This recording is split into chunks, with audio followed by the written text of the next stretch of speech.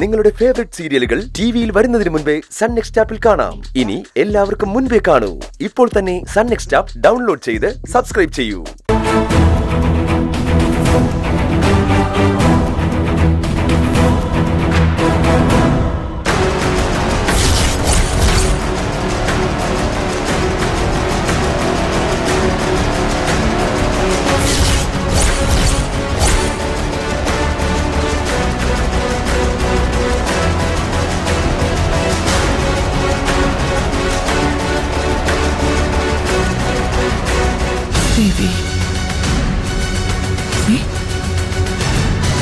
ഇവനിത് വീണ്ടും എവിടെ പോയി പ്രണവൻ?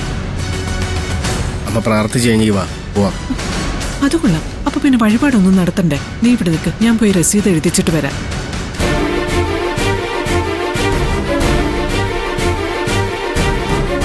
ഗൗതം, ഒരു ശത്രുസംഹാര പൂജ. ഗൗതം എന്നല്ലേ പേര് പറഞ്ഞത്? അതെ. നക്ഷത്രം? കാർത്തിക.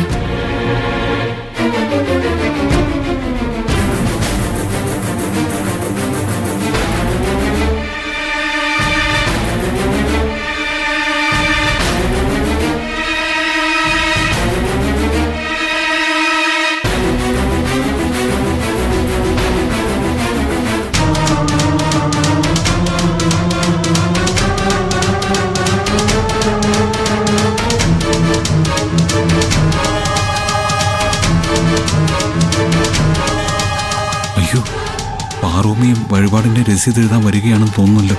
എന്ത് ചെയ്യും?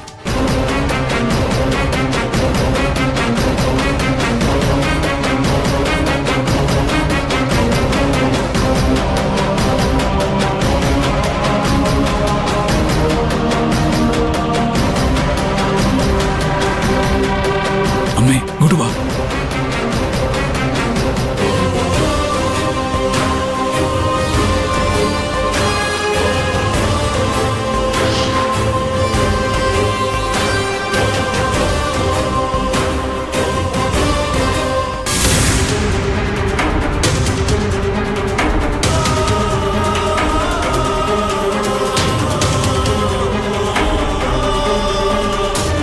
മോനെന്താ ഇവിടെ? അമ്മേ മിണ്ടല്ലേ. ഈ ഗൗതം കാർത്തിക രസീത് എഴുതാളുണ്ടോ? അവരെങ്ങോട്ട് പോയി? അമ്മേ, പാർവതി അമ്മയും പ്രണവും ഇവിടെ അമ്പലത്തിൽ വന്നിട്ടുണ്ട്. ദൈവമേ, എന്ത് ചെയ്യും? പാർവമ്മ ഇപ്പോ ആ വഴിപാട് കൗണ്ടറിൽ നിൽപ്പുണ്ട്. അപ്പോ നിധിയോ? നിധി ഞാൻ കാര്യം പറഞ്ഞു മാറ്റി. ഈ ഗൗതം കാർത്തികയുടെ പേരിൽ ഒരു ശത്രു സംഹാര പൂജ എഴുതിയതാരാ? അവരെങ്ങോട്ട് പോയി?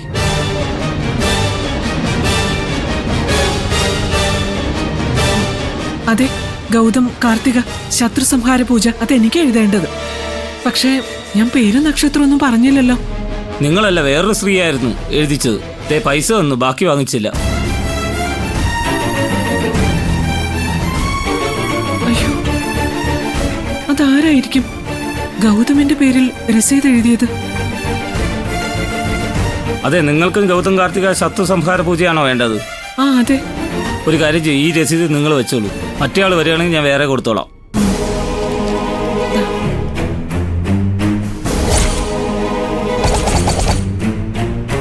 എന്നാലും ഗൗതം കാർത്തിക എന്ന് തന്നെ പറയണമെങ്കിൽ അത് വേറെ ആളാകാൻ വഴിയില്ല.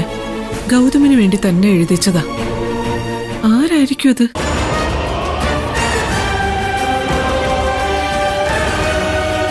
ഇനി ഗൗതം തന്നെ ആയിരിക്കുമോ വന്ന് രസീത് എഴുതിയത്?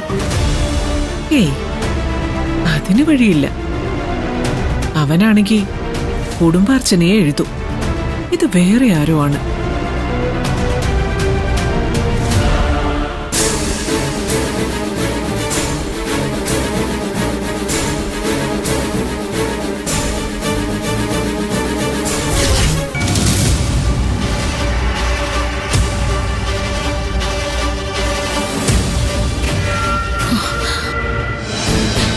നിങ്ങളൊക്കെ എങ്ങനെ ഇവിടെ വന്നത്? അമ്മേ, അതൊക്കെ അങ്ങനെ സംഭവിച്ചെന്ന് കരുതിയാൽ മതിയല്ലോ.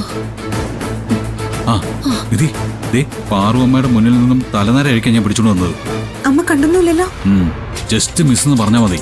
അമ്മ ചെന്ന് വഴിപാട് കൗണ്ടറിൽ എന്റെ പേരും നാളും പറഞ്ഞ് പൂജയ്ക്ക് എഴുതിയതും അവിടേക്ക് പാറുമ്മയും വന്നു.